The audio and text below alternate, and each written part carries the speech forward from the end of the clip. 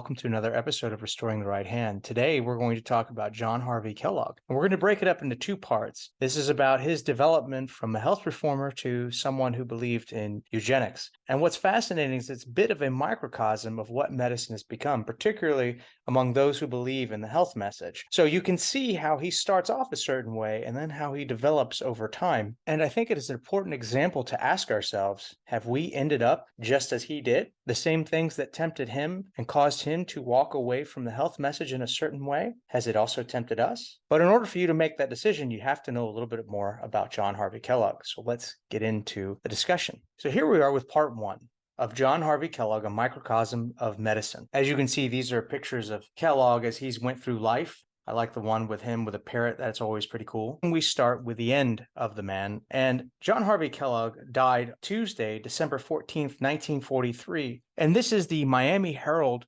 talking about him. He actually makes the first page. I'm going to share with you some of the things that are said about Kellogg just to show you about the impact he had on society, even those who are not a part of the church or even Christian. This is the impact he had on the secular world. This is from the same Miami newspaper, and this is what they say. John Harvey Kellogg. Miami experiences a distinct loss in the death of John Harvey Kellogg, noted health authority at Battle Creek, Michigan. He was a founder of Miami Battle Creek, luxurious sanitarium at Miami Springs, where he spent the winters until the establishment was taken over for government war purposes. As an originator of health foods and tea and coffee substitutes, Dr. Kellogg established an international reputation, which he enhanced by his prolific writings and his editorship of the magazine Good Health. Mr. Kellogg preached and practiced his theories of biologic living. Miamians were convinced there was something to his regimen as they witnessed his vitality and boundless energy, which belied his years. He expected to live to be 100 years old. He reached 91. Barring the 6 months of poor health which preceded his death, Dr. Kellogg lived every minute of his life as a well man, an inspiration to all those approaching old age, an example that good health can be made compatible to the weight of years. Now, I just want to stop there. Notice that what he is remembered for: vegetarian health foods and coffee and tea substitutes. That means he was against caffeine. This is what the secular world knew him for. Now, there's a lot that you could know Kellogg for, but this is what they knew. And he also established a nice sanitarium down in Miami until it was taken over. So he's known for his institutions and some of his peculiarities of diet, according to the Miami Press. Now, this is an article written in the British Good Health magazine. This was not edited by Kellogg, but it was deeply influenced by him as he couldn't be everywhere all at once. So this publication was trying to remain true to John Harvey Kellogg's intent and to his vision about health. And so in writing about him, they describe, which I think aptly, his philosophy of healing, if you will. And I think this is actually accurate, especially when you look at the entirety of Kellogg's practice and his writings on health. And we'll start where the magenta arrow is. The healing power, says Dr. Kellogg, is the creative power that formed the body in the first place. Physicians do not and cannot heal. All that physicians and remedies can do is aid in the removing the causes of disease and supplying favorable conditions. The most important measure which can be employed in dealing with the sick may be said to be baths, exercise, and diet. So Kellogg's theory about health is that the body is designed with healing properties to it, and the physician's job is to assist that using drugless means, using simple remedies, diet, exercise, and of course, hydrotherapy. That's what he believed. That is an excellent synopsis of how he practiced, especially early on. And I want you to see that he took this thesis to modern applications of drugs and vaccines. And what I also want you to see is how this changed over time. Now, in 1902 is one of those transitionary periods of time, but as far as the editors of Good Health in the UK were concerned, this was still accurate to Kellogg's philosophy. Early on in 1874, Kellogg weighs into the vaccine debate. Now, there was only really one vaccine at the time which warranted the sort of opprobrium of the masses and, of course, the honor and praise of organized medicine. And Kellogg actually took the position that there were reasons to doubt the general efficacy of the vaccine and its safety. You will see later on, he became much more moderate about the efficacy of the vaccine, even though he always admitted that it wasn't as safe as people thought. So this is a book that Kellogg endorses by Dr. Schieferdecker. And this is what he says. As the title of this pamphlet indicates, it is devoted to an exposure of the terrible evils resulting from the practice now so prevalent of general vaccination. The work is well worth reading. And I have just a couple snippets from this book by Dr. Schieferdecker. And you just listen to what he said, because this is what Kellogg is endorsing. The systemic poisoning of our race, done in the name of science, and the vast army of physicians who ought to protect the public health, are the agents authorized to spread a malignant virus through the world. Now, you have to understand that virus, the word virus simply meant poison. So when the vaccine was originally developed, it was called the vaccinea, coming from the cow, the vaccinea virus. The idea was that if you gave people this vaccinea poison, that the body would be able to fight the actual disease. So that's how they understood it. So when he says the malignant virus, he's talking about the poison of the vaccine. Not content with infecting the blood of the adult and aged, they take the helpless infant from its mother's breast, with the lancet transplant a virus concentrated by disease into its pure blood, and thus compel it to contend for the rest of its life with diseases which it otherwise would probably never have known. This method of wholesale devastation, which sends thousands annually to premature graves, which shocks no one, which the law encourages instead of punishes, is called vaccination. So this is a book that Kellogg actually recommended to his readers. This shows you where he was in 1874. This is another article, and this is Kellogg attempting to be fair in 1876. And he goes through different reasons of the positives of vaccination and the negatives of vaccination. We're not going to read the whole thing, but we're going to take some snippets from it to see where he stood in 1876. So this is what he says. Every winter, when the poor are huddled together in the wretched tenements of our large cities, swarming with filth, breathing impure air, eating bad food, and drinking bad whiskey, and thus presenting all the conditions favorable for the propagation of contagious disease, a new epidemic of smallpox breaks out, and the vaccination question is revived. Now, I just have to stop right here. Notice how he framed this. See, Kellogg believed that strict hygiene could prevent diseases. He believed in a pure diet, keeping things which were deleterious to the body out. He believed in abstemiousness and temperance, no alcohol, only consuming those things which were good in a limited fashion, not overeating. He believed in using natural remedies and boosting the body, and of course, pure air. And all of these, the poor living in tenement houses didn't have. So notice how he sets this up. He's saying that, hey, this is the soil in which the disease grows. And his idea was if you could change the soil, you would make it a lot harder for this disease to spread. We pick back up, and he goes, what gives particular interest to the question is the fact that in many cities, laws have been enacted making the vaccination of all children in attendance upon public schools compulsory. There is quite a manifest disposition to make this law general one throughout the United States through the influence of state and local boards of health. The Board of Health of this state has recommended the local boards to enforce the vaccination of school children. It is daily becoming more and more evident that the real truth upon this question should be known and recognized. If vaccination is harmful, its enforcement is an outrage against humanity. If it is beneficial and harmless, every proper means should be adopted to secure its advantages to as large number as possible. If it is really so injurious as many suppose it to be, any law requiring its performance should be scouted and resisted as an infringement upon the rights of American citizens and the various tyranny. So notice he's really setting this up. He understands what the anti-vaccination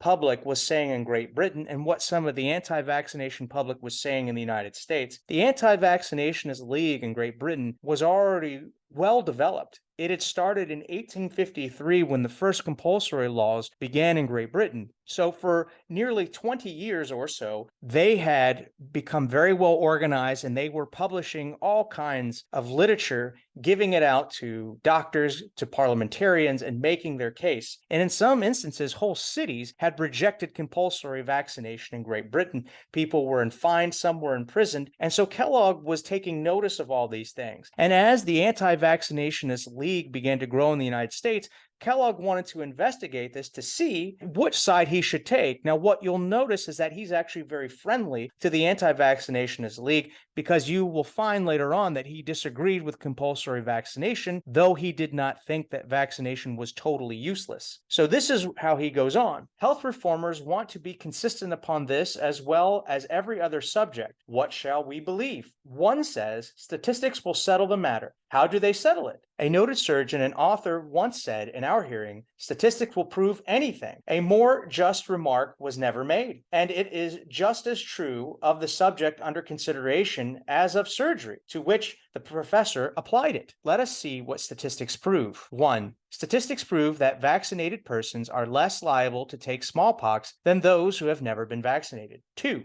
Statistics prove that those who have never been vaccinated are more liable to the disease than those who have been. 3. Statistics prove that vaccination has diminished the prevalence of smallpox. 4. Statistics equally prove that the diminished prevalence of the disease is due to other causes than vaccination. 5. Statistics prove that vaccination protects a man against smallpox during his life. 6. Statistics prove that vaccination protects a person, if at all, only for a few years. 7. Statistics prove that those who have been vaccinated have the disease, if at all, in a modified form. 8. Statistics prove, again, that the disease is quite as fatal with those who have been vaccinated as with others. Then he goes on, are these claims true? While we hold that it would be exceedingly difficult to substantiate them by unimpeachable statistics, we are bound to respect the opinion of the eminent scientific physicians who make them. So notice he's trying to give these great physicians and scientists some deference. He goes on, we firmly believe, however, that there are means which are quite as efficient protectives against smallpox as vaccination, viz. Hygienic living, and careful attention to such sanitary conditions as ventilation, bathing, disinfection, etc. While pursuing our medical studies in New York, we mingled freely with the patients suffering with smallpox, visiting them in all stages of the disease and under the most favorable circumstances for receiving the contagion, often finding them in close rooms where they were kept without a particle of ventilation except the little furnished by the stove. Yet, we did not have a symptom of the disease, though unprotected by vaccination. We took no precautionary measures except confining ourselves to a spare diet of grains and fruits. We had no fears of contracting the disease and purposely exposed ourselves as a means of testing hygienic measures as a preventative. So Kellogg wants to be fair with the eminent scientists who are dogmatically saying that vaccination works. And he puts this out there saying, well, okay, maybe you guys are right, but there are some other things that you can do, namely hygienic living. And he talks about his own experience. So I think that's kind of interesting how he points that out. He had such confidence in the health message, as you will see later on, that he believed that it could defeat just about any disease because it made the body exceptionally well and healthy. He goes on, our position on this question of the present time is, in brief, as follows. 1. Vaccination is a protective against smallpox. 2. Hygienic living is as good a protective. 3. Vaccination, as usually practiced, may become the means of communicating most deadly and loathsome diseases. 4. Vaccination is not a certain protective against smallpox. 5. Hygienic living will not only fortify a person against the disease, but will enable him to pass through it safely if he chances to take it. 6. Vaccination will itself sometimes occasion death. At best, it is an expenditure of vitality and a poisoning of the system unpleasant to think of. Now, let me just stop right there. Notice what he says here. This isn't because he was a radical anti-vaccinationist. He knew throughout his own medical practice that people had indeed died from vaccination. He also knew, as British Parliament lamentedly admitted, that vaccination could spread diseases such as syphilis. This was hotly debated in the British Parliament, but even the most noted pro-vaccinationist doctors had to admit, after looking at the studies, that arm-to-arm vaccination did cause the spread of disease, particularly syphilis. And that was a very scandalous thing to say at the time, but it was well proven, and they knew this. And so Kellogg was very much aware of this history, and that is why he says that. 7. Vaccination is unnecessary for those who are protected by hygienic living, and such ought not be compelled to submit to it. Now, this is really interesting. This shows you in the early days of the health message the confidence they had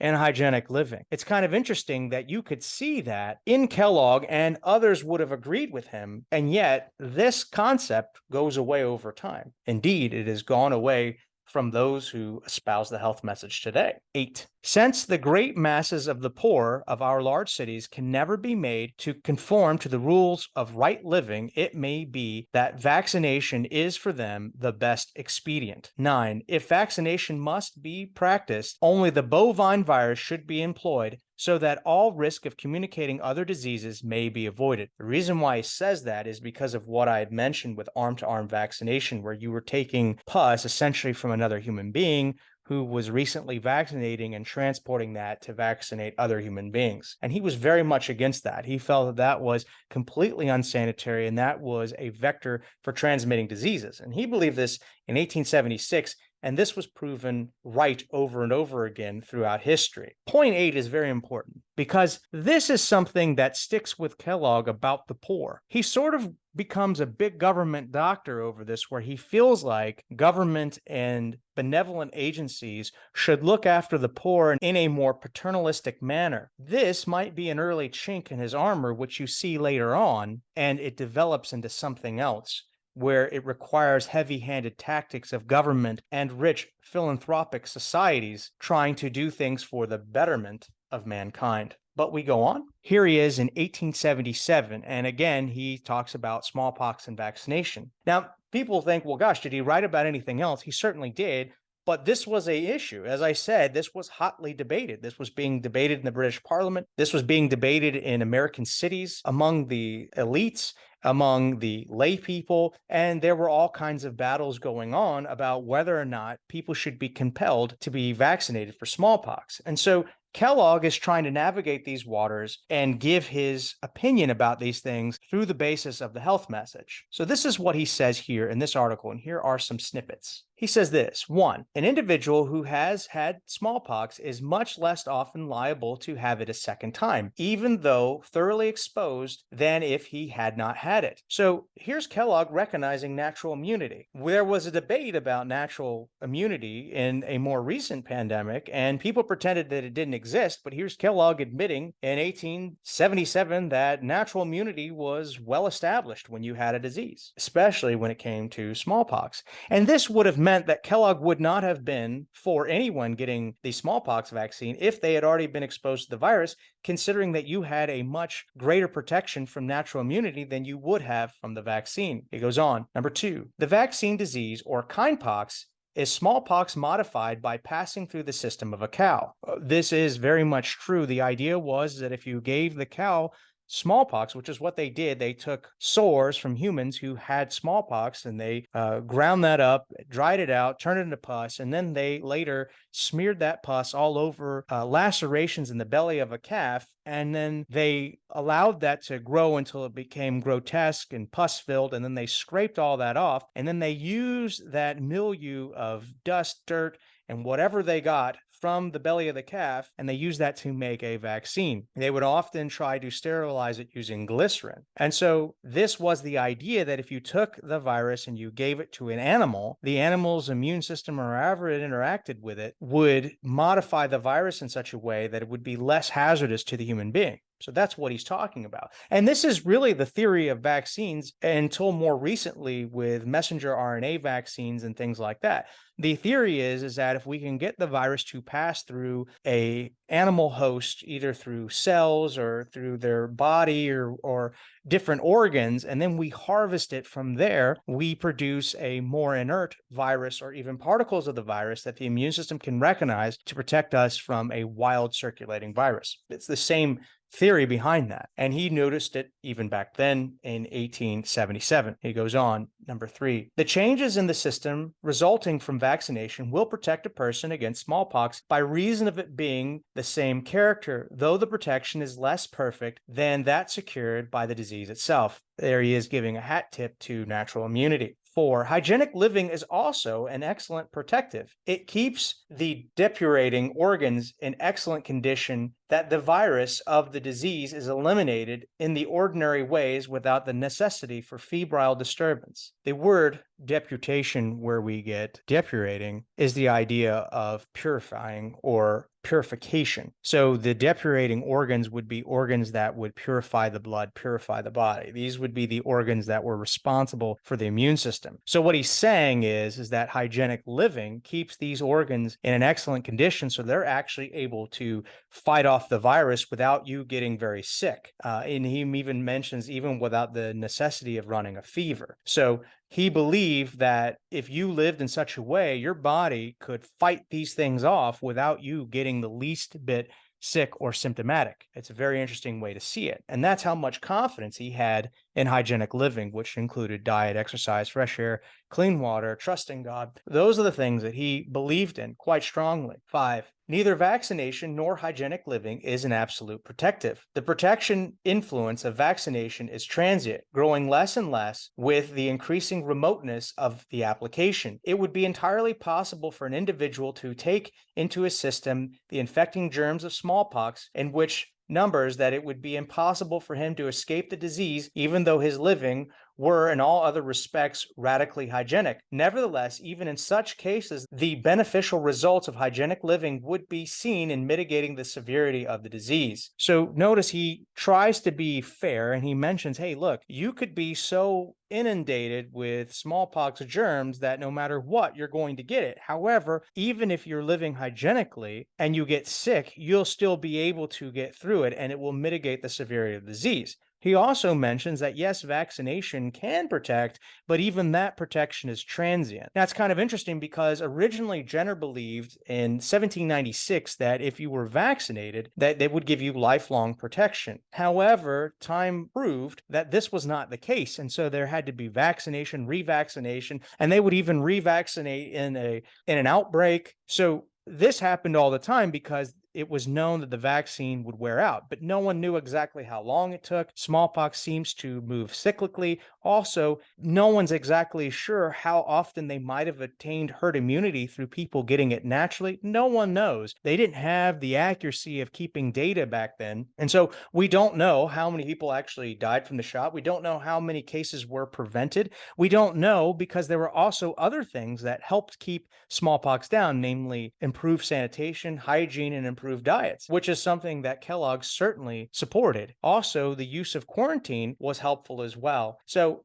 it was a very tough battle with smallpox in those days, and it's not entirely sure how much the vaccine contributed, if at all, because in some cases, you might have been vaccinated with pus from a cow that no one even knew what was in it. No one even knew. Or if you had been vaccinated from a human being, no one even knew what was in that. The technology to actually see the smallpox vaccine didn't develop until like the 1940s. We didn't have the ability to even see what was in there. So no one even knows how that vaccine, if at all, was protective against smallpox. There are many anecdotal stories and there are some statistics to suggest that it was, but we just don't know for sure. And so Kellogg is trying to be fair with both camps here. He goes on, number 6, the chief objections to vaccination are that it is not a complete protective, and that it may be made the means of conveying dangerous and loathsome diseases. 7. The chief objection to hygienic living as a preventative is that very few can be induced or compelled to live hygienically. The class of people who suffer the most from this disease are the lower classes of poor people in the large cities. These are the very ones who are the slowest to adopt reformatory habits. Taking all these facts into consideration,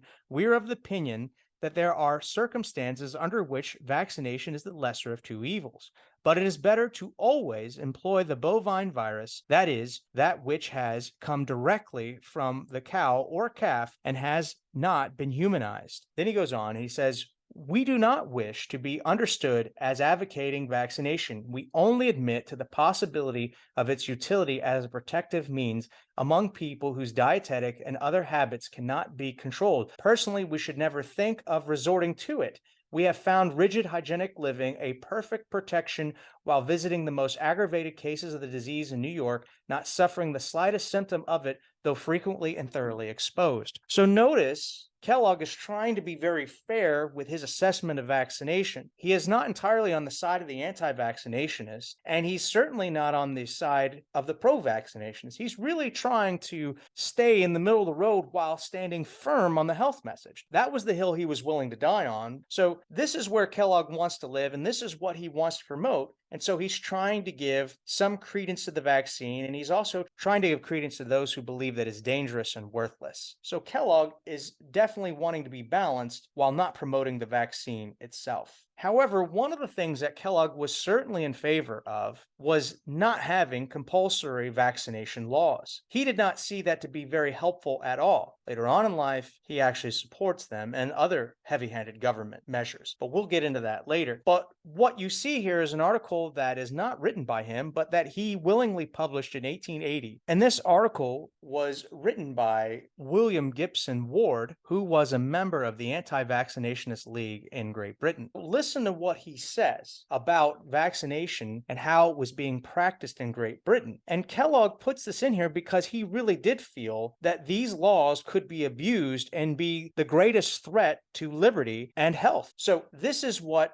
Kellogg allowed to be published in here, and I like what this man says. It's very poignant, and it shows, particularly in their time, and I think it relates to ours, how important the battle is for bodily integrity and informed consent. He says this: if confusion and contradiction of medical teaching and the mutual abuse of rival medical schools were only a wordy war, it would be of some use in affording amusement to mankind, likely a comedy. But when ignorant legislatures take up a passing medical delusion and give it the force and authority of statute law, it is the act of mere lunatics. But when it overthrows the kingship of a father and his family and takes away the authority of a father over the destiny and welfare of his offspring, and thus degrades him to the level of beasts of the field, it is an unbearable tyranny, insulting to God and man. Those are pretty strong words for what someone thinks about compulsory vaccination measures. He goes on, no wonder then that Englishmen bear repeated and even ruinous fines, repeated and degrading imprisonments, rather than allow their children to be polluted by the virus of a beast or the virus of human sores, contaminating every possible disease transmissible by hereditary influence or infectious by inoculation. Surely there is no nobler work for the citizens of the United States than to join hand to hand with the anti-vaccinators of the United Kingdom to put down the curse of vaccination. You nobly followed our example and put down Negro slavery. Now follow our example and give us a helping hand to put down the serfdom of white people to the despotism of Dr. Kraft and overturn the superstition of vaccination with its numberless pollutions and its numberless slaughter of infants. I mean, you can see the heated language here. There's no question about it. I mean, he demonstrates, he's like, look, England led the way when it came to slavery, and you followed us. That's great. But now follow us in this. And there's something to be said because they really were thrown in prison. Children really were infected with all kinds of diseases after receiving the shot. It was known that the vaccine there was very much unsafe, and many people died. It was so bad that even though Parliament acknowledged that the vaccine had prevented smallpox, and all the doctors in the realm essentially supported it, I shouldn't say all, but most, the Parliament then said, we know that it can harm people, and because it can harm people, we're going to allow a conscience clause, which essentially allowed people to opt out of vaccination. That's what they did. And when you think about everything that has happened with the current pandemic, you can see why this language was so important and why people even today would feel in a similar manner as this gentleman does. But he goes on, in the United States, it appears that the people, trusting to the integrity and good judgment of their legislatures, have hitherto submitted to have their children polluted and destroyed as if vaccination were a natural process like teething. But increasing thought and increasing proofs of deadly yet useless nature of vaccination are arousing now an opposition that will grow and conquer every father, nay, every citizen, every patriot, every man who is ashamed and indignant at the degeneration of the human race, who is ashamed and indignant at all the parents being made the serfs of medical tyranny and the victims of medical superstition, credence without evidence, should band together and determine at any cost, at any sacrifice, that the abomination and tyranny of the pollution of vaccination shall cease forthwith. It is true that many anti-vaccinationists had problems with the vaccine, but the word anti-vaccinationist and the definition has been changed. The definition used to be someone who just is against all vaccines, but they changed it to say even if you're against mandates, you're an anti-vaccinationist. Well, as much as that definition caused people to have exception to it, it's actually a more accurate definition. The anti-vaccinators of Great Britain were not opposed to the vaccine in the sense that they felt that the technology could never be useful, but they were opposed to the idea of being forced to take something that could be dangerous. In other words, everyone should have the choice whether they want it or not. Now, this author believes that it's total pollution, it's bad, it's useless. That's fine, but not everyone in the anti-vaccinationist movement agreed with him. Nonetheless, Kellogg allows this to be printed in his own periodical because he believed in the sentiment of liberty of conscience and freedom when it came to medicine, not that he was a militant anti-vaccinationist. Now, here is another article about vaccination in 1882, and this one highlights the work of Louis Pasteur, and so it talks about him trying to figure out a way to develop a vaccine or treatment for rabies. So it goes on and talks about what he's trying to do and things like that. And Kellogg generally liked Pasteur, liked the fact that he was a scientist, but Kellogg's ideas about viruses and fighting them were actually different than Pasteur. Kellogg was more in harmony with Bucamp, who believed that it was the terrain that mattered in whether or not you got sick and not so much the presence of disease. Kellogg sort of believes that. He believes that, hey, if your body is in the best condition, even if you are surrounded by disease, you may not get sick at all. You may be able to fight right through it. Or if you do get sick, you'll be able to put it down quickly. And I think as time has gone on, this is a good position to have. And we know that even with the current pandemic, that people who were not obese, were not type 2 diabetic, did not have hypertension, generally fared better than those who did when they got sick. But anyways, back to what Kellogg says. So as he's talking about this, we go to the magenta arrow, and this is what he says. We hope we may never live to see the day when it will be considered the duty of every man to see that his children have been properly vaccinated for each one of the various dangerous maladies which afflict the human race. Such a course of vaccination repeated as often as would be necessary to ensure safety every time a new epidemic made its appearance would occupy a good share of one's lifetime. So in other words, Kellogg believed that, okay, the technology of vaccination is okay, but if we apply that to every single disease, we're going to be giving people a ton of shots, and these shots not only will be time consuming, which he sort of lets it off the hook there, but later on, he really believes that these shots actually reduce the vitality of the human being. It sort of reduces the effectiveness of the immune system. So the idea that everyone can get all these vaccines to protect from all these different diseases, this was not something he welcomed. He believed that hygienic living was a better way in strengthening the human frame to fight disease than getting a vaccine for every single disease that could be out there. Here he is again in 1884. It is a short article, and we're just going to read a little bit here. Vaccinating for yellow fever. According to the reports in the medical journals, a South American doctor claims to have discovered the contagious principle of yellow fever, proposes to check the ravages of the disease by the same method first employed against smallpox. It is claimed that there have been more than 200 successful inoculations. Now, I just want to stop right there. They didn't have the technology to see viruses at that time, and what really helped with yellow fever was eradicating mosquitoes. They later figured out that mosquitoes were transmitting the virus which caused yellow fever. But it's interesting that they talk about these successful inoculations because they were not successful. This did not work at that time. But it's important to note the sort of propaganda because vaccines were so entrenched into orthodox medicine that to even speak ill of them was wrong, and you must always promote. You cannot talk bad about them. Kellogg, even though he was trained as an allopath, tried to be more fair about these things, especially when the fact that his philosophy was hygienic living was the best way to combat disease and prolong life. He goes on, Pasteur is busily engaged in vaccinating for hydrophobia, which is rabies. When this vaccination business gets fully developed, it will become an immense industry. Wow. This is prophetic.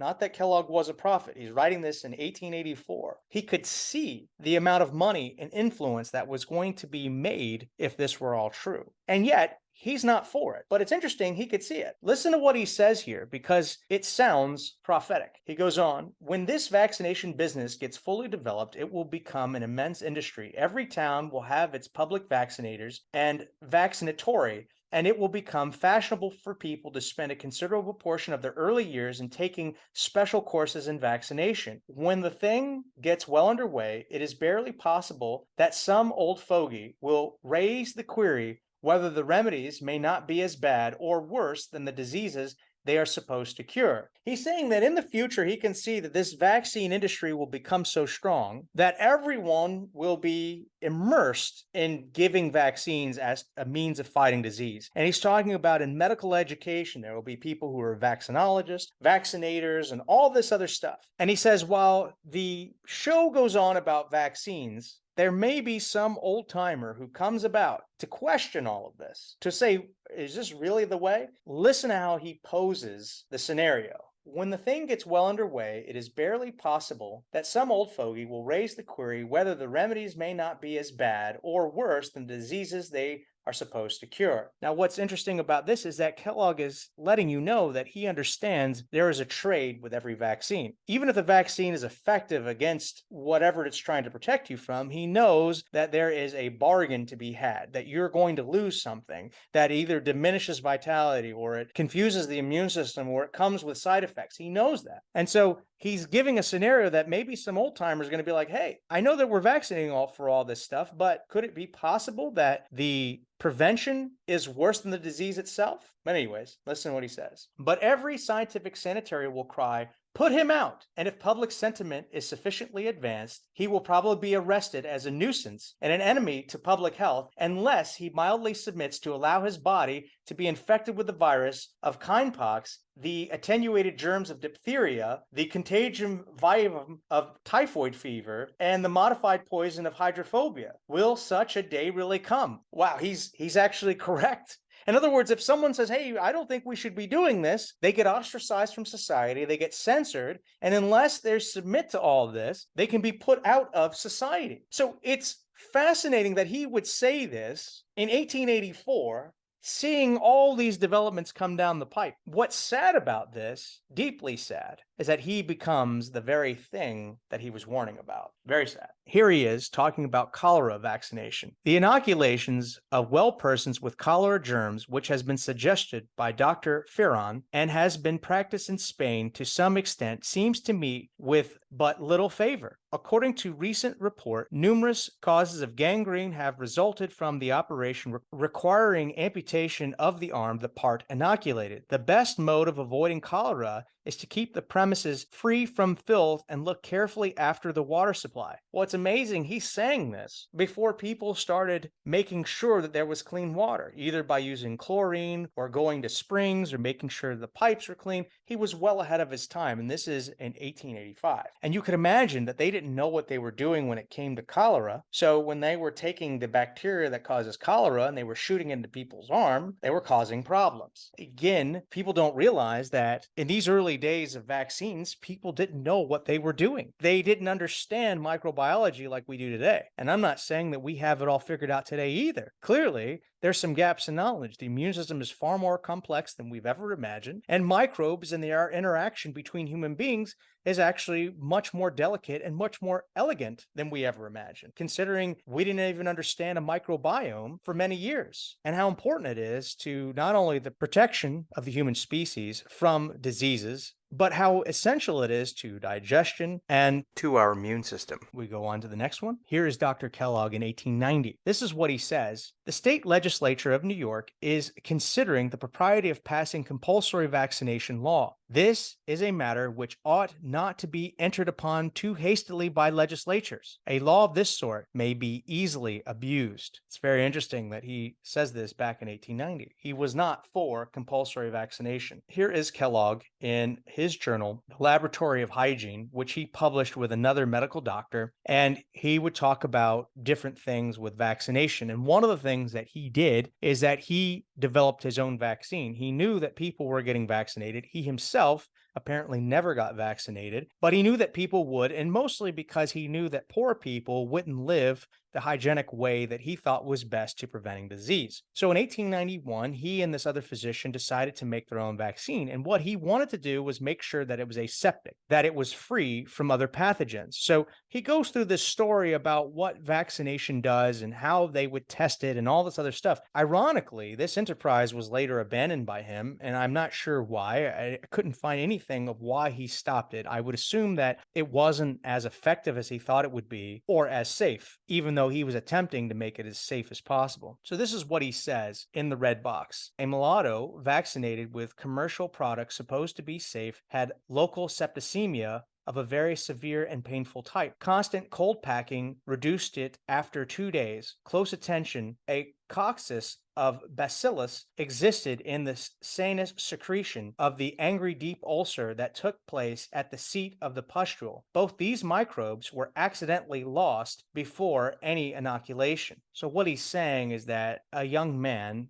who was of a mixed race was vaccinated and got a terrible infection, and it is the result of the vaccination. He goes on, 26 specimens of virus on ivory points from 12 different sources purchased in the market were tested by inoculation to rabbits. 3 points of each specimen were wiped with a sterile cloth, soaked from 1 to 3 hours in 2 drams of distilled sterilized water, and 10 drops were inoculated hypodermically. The result was 19 local swellings, diffused or circumscribed, and 4 abscesses on which caused general infection and death. 3 samples proved harmless. So what is he saying here? He's saying that not only could harmful bacteria be transmitted through the actual vaccine material itself, but even from the ivory tips that they used to put the virus into the arms, these tools used to puncture the skin contained with them bacteria that was sufficient to kill rabbits, even after they did everything they can to make sure there was no cross-contamination. This is one of the reasons why Kellogg felt that this process was not very clean and that he and this other doctor could do it better. He goes,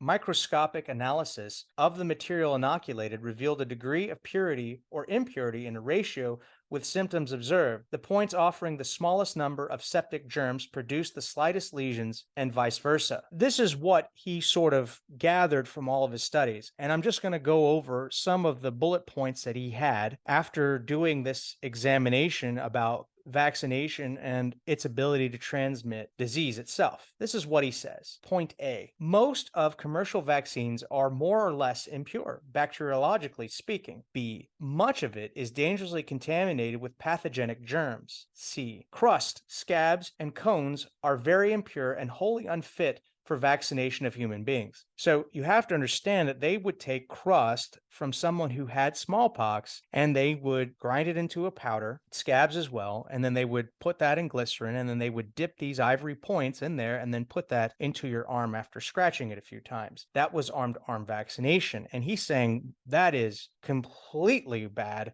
Don't do that at all. But in addition to that, he's pointing that even when vaccination done properly, that these ivory points that they were using were contaminated. So he's showing what he has found through his own research into vaccination. D, that extensive inflammatory symptoms such as diffuse reddish or violet swellings, painful or painless edema, angry or sanus ulcers, lesions with tough purple adhering scabs surrounded by painful enlargement, swellings extended several inches or even a foot or more away from the point of inoculation and involving the lymphatics at considerable distance, little abscesses here and there remote from the spot vaccinated, are so many lesions symptoms of complete vaccinia. So he's saying that, look, we would see terrible inflammation causing all kinds of lesions up and down the arm from this process. This is what he observed. And this was not a guy who was dead set against vaccines. He's just saying that even under safe conditions, this is what they saw. E, that such complications are secondary, that vaccinia cocci preparing the field for septic forms to grow.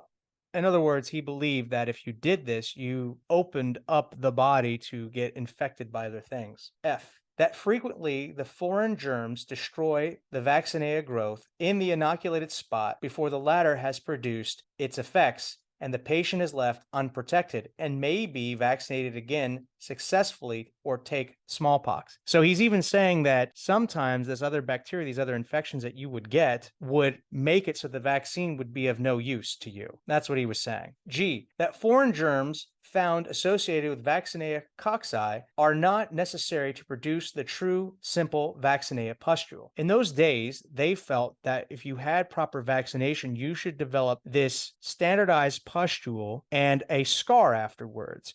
And so in those days, when they wanted to check to see if someone had been vaccinated, they would look for this distinctive scar pattern. That's how you knew someone was properly vaccinated. And sometimes this would not happen because of other bacteria or another concomitant infection that would occur when you vaccinated. H, that many doctors mistake marked complications for good vaccinia pustule. So even when you thought you were doing the right thing, you were wrong that you were actually causing another type of infection. I, that it is possible to produce absolutely safe vaccines by antiseptic and aseptic methods through extremely difficult to produce vaccine absolutely free from air germs. So this is where he was trying to develop his own vaccine. He thought that they could do it. J, that vaccine from a second dipping in the same pustule a day or two after the first one, as is done in many commercial institutions, is as bad and dangerous practice as such vaccine is almost always very impure. You see that he wasn't against vaccines, but he's giving I would say, a scientific critique about how vaccination was done in 1891. What's nice about this is that he's trying to follow what he thinks is the best evidence of the time. He's not an anti-vaccinationist, and he's not a pro-vaccinationist where he's going to stick his head in the sand and pretend like if something's called a vaccine, it's always safe and effective. He's trying to be fair, but he's telling you what he's seen in his own studies, in his own clinical practice, and as being a physician who was prominent among other physicians and had talked to, I'm sure, numerous other physicians who vaccinated in their practices. So he's a very good observer of what was actually going on at the time. And again, he believed that it was possible to vaccinate people and protect them from disease if it was done in a most careful manner, which it was not for many years. Here he is in his book, Domestic Hygiene and Rational Medicine, and this was published in 1896. And again, you're going to see some of the very same conclusions that he has reiterated here. And I know it seems that I'm beating a dead horse, but I want you to see his opinion in these days because it does change, and that change is marked, and there's a lesson to be learned in all of it. He says this, it is admitted by all who are in any degree conversant with the subject that vaccination is not free from disadvantages or even dangers. Experience shows very clearly that it affords immunity only for a period of 8 to 12 years. It is settled beyond question that it may be the means of communicating the worst and most loathsome diseases when humanized lymph is employed, though this evil may be wholly avoided by the use of bovine virus or that taken direct from a calf suffering with the disease. It appears to us that in all cases in which vaccination is employed, only the latter kind of virus should be used. We have never known any injury arising from bovine virus and think the evidence is very clear that smallpox may be prevented in this way by vaccination. So again, Kellogg's trying to be fair. He's walking sort of the middle line, trying to say, hey, it can work, but there are dangers to it. But then he goes on, in some countries, vaccination is made compulsory by law. This has aroused a vigorous opposition on the part of those who are opposed to the practice, and at the present time, efforts are being made, especially in England and Scotland, to secure a repeal of compulsory laws. The anti-vaccinators are not wholly unsustained in their efforts, quite a number of eminent English physicians having taken a stand in opposition to the practice. Quite recently, a petition signed by several hundred physicians was presented to the English Parliament calling for the repeal of the obnoxious laws. So notice he was for the repeal of compulsory laws, even though he believed essentially in the science behind vaccination. And he points out that there were eminent English physicians, which there were, who were opposing compulsory vaccines. They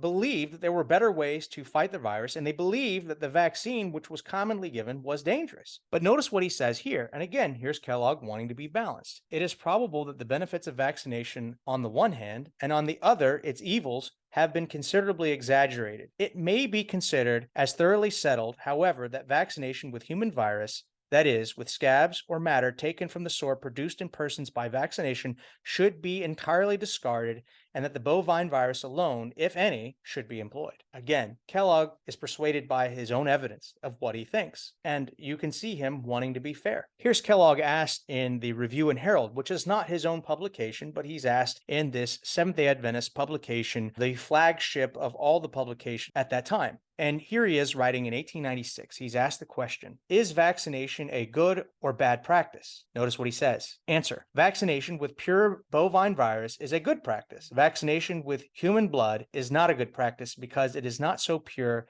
as bovine blood. We have more faith in calves' blood than in human blood. Calves or cows have pure blood than human beings because they have a purer diet. So here he is saying that if you get vaccinated with bovine virus, it is better than if you get humanized virus. Now, there's more nuance to this, but when he was asked directly, that's what he thought. You're going to see he's going to be asked over and over again, and you'll see his answers are fairly consistent. This is John Harvey Kellogg before the General Conference of Seventh-day Adventists in 1899, and he gives a long discussion here about the health message and how it will be at the end of time with those who obey it and how the body will be able to fight all kinds of diseases. But for the purposes of this discussion, I just want to point out some of the things that he says here. And one of the important things to note is his philosophy about the health message. So he talks about a story of a woman who has developed a tolerance to snake venom. And so she would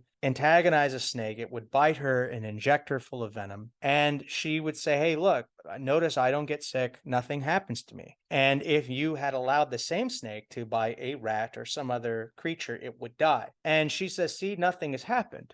But Kellogg is not so convinced.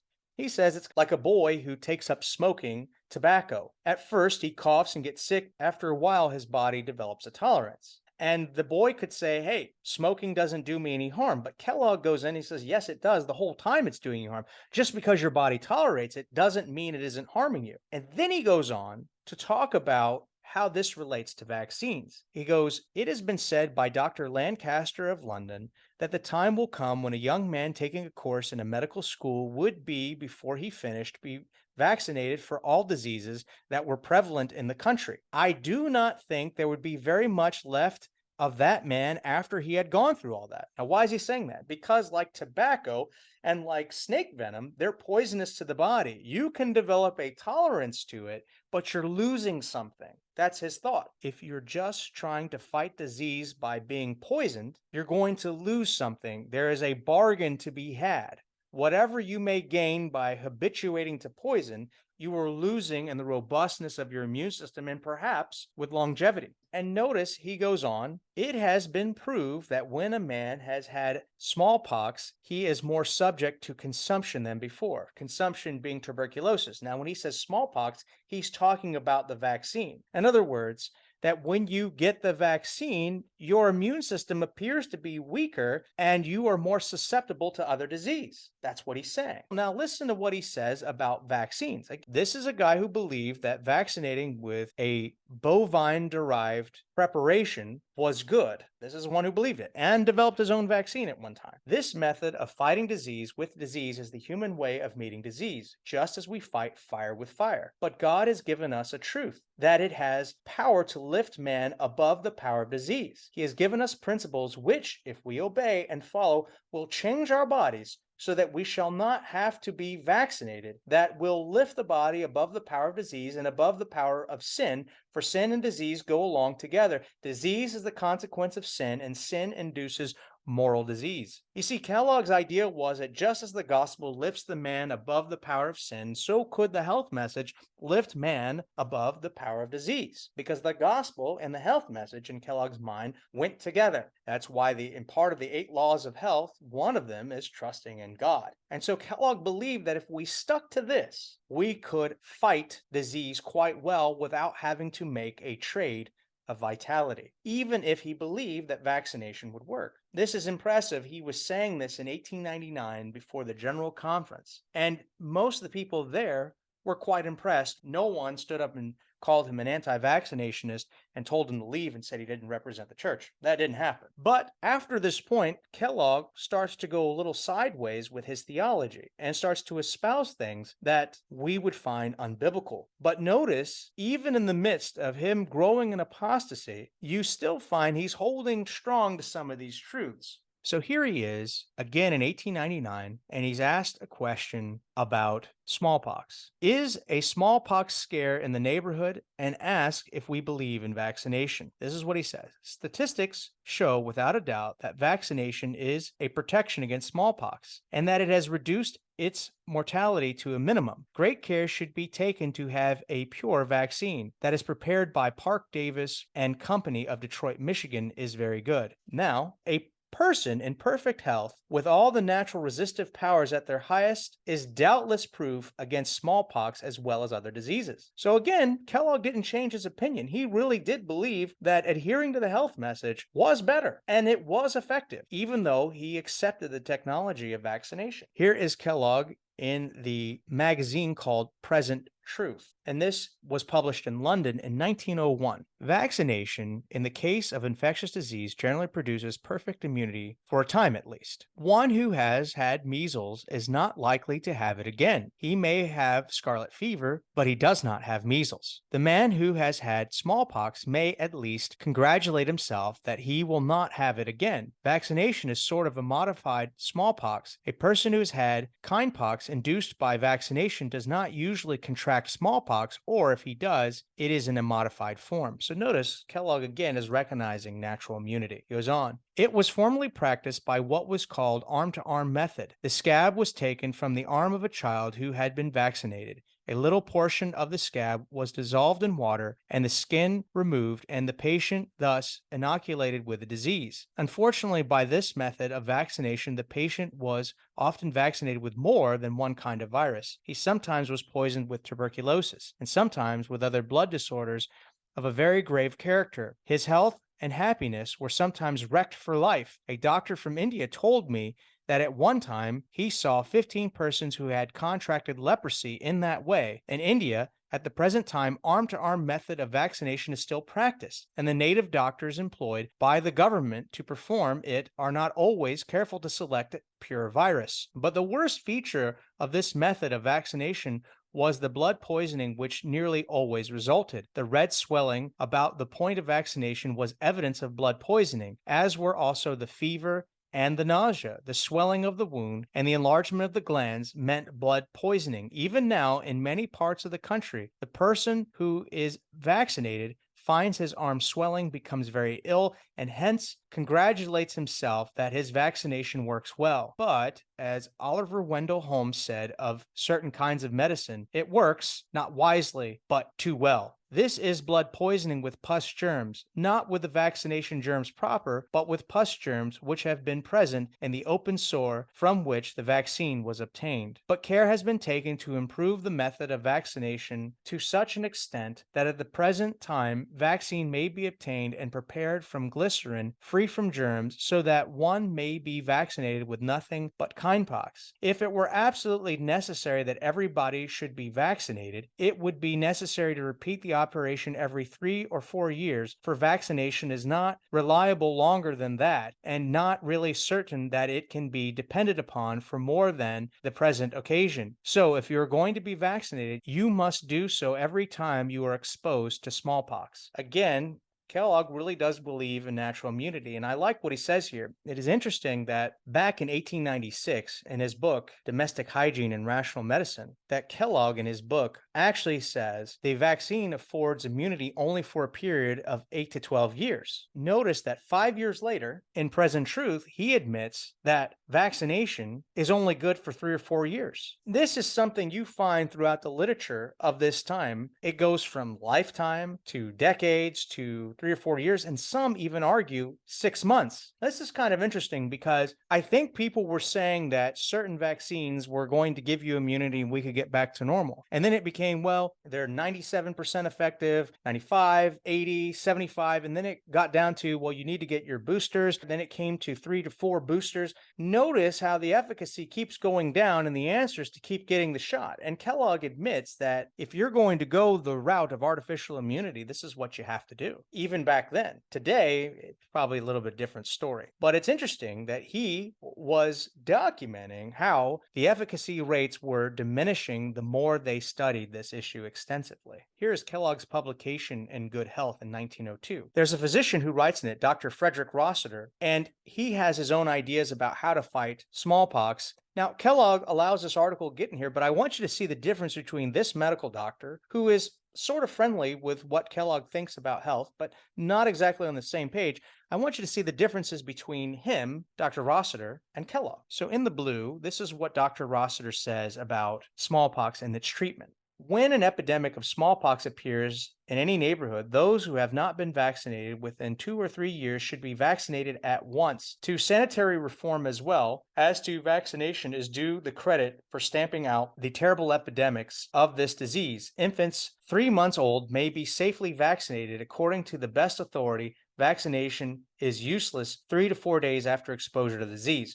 So what Dr. Rossiter was saying is that as soon as there's an epidemic in the area, you need to get vaccinated. And notice he makes it very clear that instead of it being 3 to 4 years, it's 2 to 3 years. In other words, your efficacy again goes down because you can get it. This is again interesting because we've seen this in the current pandemic. Oh, it's safe and effective. It's going to last maybe a year, 8 months, 9 months, and then it goes down to every 6 months, every 3 months, whenever there's another variant. It's kind of interesting how you see that. But nonetheless, you see what this doctor says about vaccination. This is also what he says, and he talks about how to disinfect the house. I thought this was kind of interesting. So Dr. Rossiter talks about disinfection. This should be rigid. For disinfection of the house, formaldehyde gas is the best disinfectant. This is used under the direction of the health officer. Sulfur is also good. 3 pounds should be burned to every 1,000 cubic feet of room space. After sealing up the windows and cracks, place a tub or large pan partly filled with water in the room. Place this in an iron kettle, which are live coals. Place the sulfur on the coals and leave the room, which should be kept closed for at least 24 hours. The woodwork should be washed with bichloride of mercury, 1 part to 1,000 parts of water, and the walls should be repapered. Now, I just want to stop right here. This is what they thought would prevent smallpox. Formaldehyde gas, burning sulfur, washing all this stuff in the house with bichloride of mercury. Now, you could imagine that this is what medical doctors believed would stop the spread of smallpox. Kellogg is far different, that he didn't believe that at all, that using those things would be helpful. He believed in building up the body, making sure that you actually had fresh air, that you actually had pure water, that you lived an abstemious diet, that you put your trust in God, that you got regular exercise. He believed in that. I would imagine that disinfecting your house with formaldehyde gas probably caused other problems, and washing your walls and everything else with mercury probably didn't help your body too much, even if it kept certain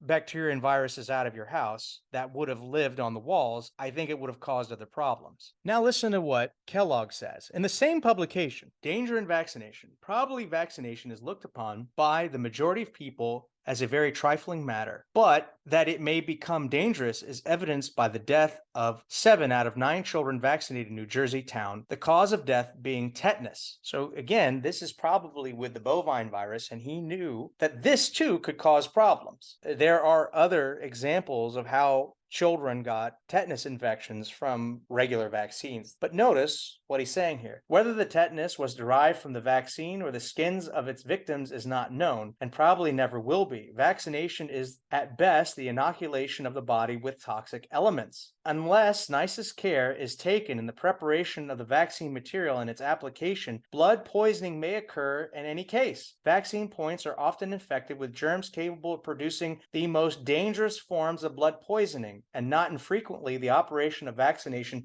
is performed without any proper attention to asepsis. The real wonder is that the immediate serious results are not more often seen. That's what he says in 1902. And this is a guy just trying to follow the evidence at the time. In the beginning of this discussion, I pointed out this publication. This was Good Health in the UK, and they were trying to be faithful to the things that Kellogg promoted and his philosophy. And so they're talking about what he would have approved, even though Kellogg didn't directly oversee this publication. They're very much wanting to be in harmony with him and are using his writings and his ideas. Now, notice what they say about the treatment of smallpox according to Kellogg. So you can see here, Kellogg's biggest idea of causes were tenement housing, poor health, poor personal hygiene, lack of cleanliness, lack of access to clean drinking water, alcohol use and abuse, lack of exercise, lack of fresh air, lack of sunlight. I mean, he really believed in these things. That's what he considered to be the reason why people would be infected with smallpox. And he believed if these things were fixed, then people would not get so sick. He didn't believe that you need to fumigate the house with formaldehyde gas. But this is what he says about his treatment. He would have done if someone came to his clinic in the day, starting here at the red arrow. Rigid quarantine to prevent spreading the infection and careful nursing of the patient to assist nature in getting rid of the poison may be regarded as the rational treatment of smallpox. Rest in bed, abundance of fresh air, a temperature of about 60 degrees Fahrenheit, and quiet are essential for the comfort of the patient. Now, he's saying that the room is kept cool and the patient obviously well blanketed and breathing fresh air is a good thing. The diet should be spare and very simple, consisting largely of fruit such as oranges, baked apples, grape juice, tinned pears, stewed prunes, and apples, and other varieties within the well-cooked gruels, toasted breads, soft poached eggs, and cream or milk. The patient should be encouraged to drink freely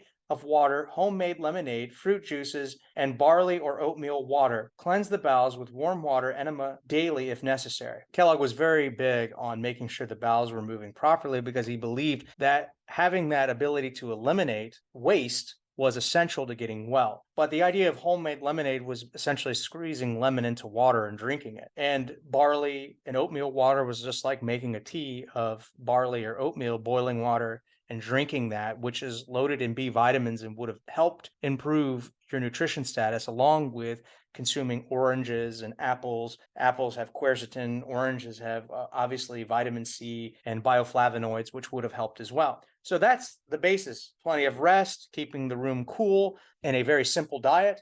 All those things are the basis. And now what he says here? The use of the bath. Warm water immersions. The warm immersion bath may be given in the early stages before the eruption appears and also during convalescence. It should be followed by some cold applications such as wet sheet pack or cool sponge bath. The fever is best relieved by applications of cold. The tepid or cool bath, 70 to 90 degrees Fahrenheit, is both an effective and agreeable treatment. It can be repeated at intervals of 3 to 4 hours if desired.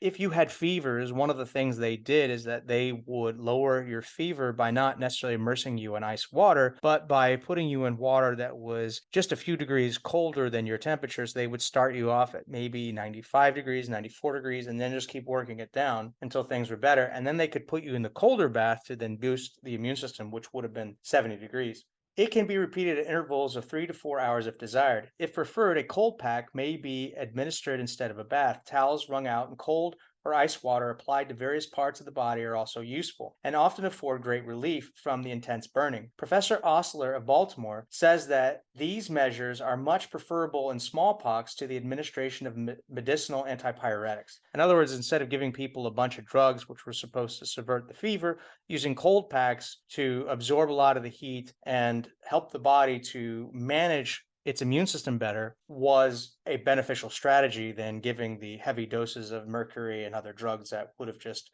destroyed the body.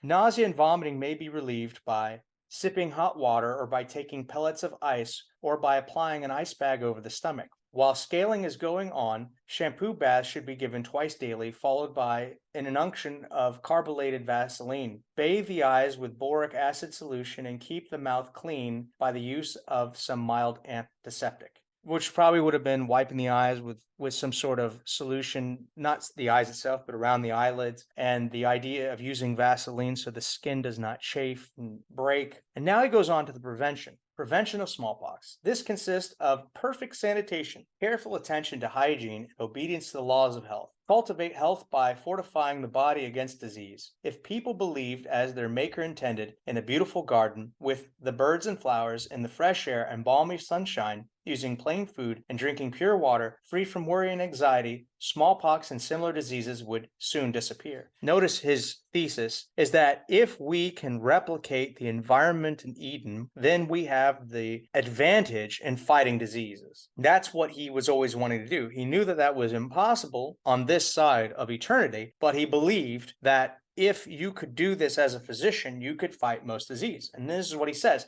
Under the present unnatural and hygienic conditions of our crowded cities, with their pestilential slums, unphysiological antidotes for disease are resorted to. Such is vaccination, the very thought of which is anything but agreeable, but which under existing conditions seems to afford a certain amount of protection. Smallpox itself confers a considerable degree of immunity, for few people have the disease twice. Vaccination too confers immunity, but to a less extent. It is as though a person should expose himself to smallpox and have the disease in a light form in order to be free from it in the future.